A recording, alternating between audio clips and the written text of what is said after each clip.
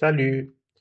Il arrive parfois de recevoir des données présentées de cette façon, parce que c'est issu probablement d'un TCD. Du coup, les zones là ne sont pas remplies, les étiquettes ne sont pas remplies. Du coup, on ne peut pas l'utiliser pour faire des calculs avancés comme NBC ensemble ou bien SUMC ensemble. OK? Alors, comment on fait pour remplir rapidement? Imaginez, on avait au moins 500 ou 400 lignes. Comment on fait pour remplir rapidement toutes ces données-là ou toutes ces cellules vides-là? C'est ce qu'on va voir aujourd'hui avec la combinaison des touches contrôle, entrée et pour remplir rapidement ces éléments-là. Je vais utiliser la touche de combinaison, enfin, la touche de raccourci CTRL T. CTRL T me permet d'atteindre ce que je veux ou c'est les cellules que je veux sélectionner. Je peux mettre la référence directement. Mais ici, je veux atteindre les cellules vides.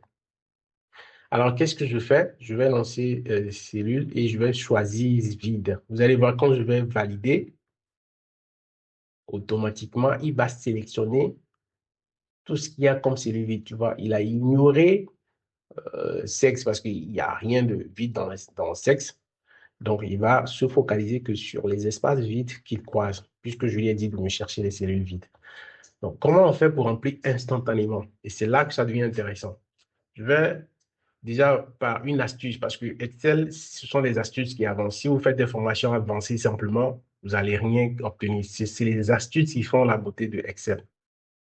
Donc, je vais faire égal, d'accord? Je me positionne n'importe où, hein. Là, je fais égal et je vais utiliser, je peux aller sélectionner, mais si je vais aller sélectionner, ça va bousiller mon truc. Donc, je bouge vers le haut avec la touche de direction en haut.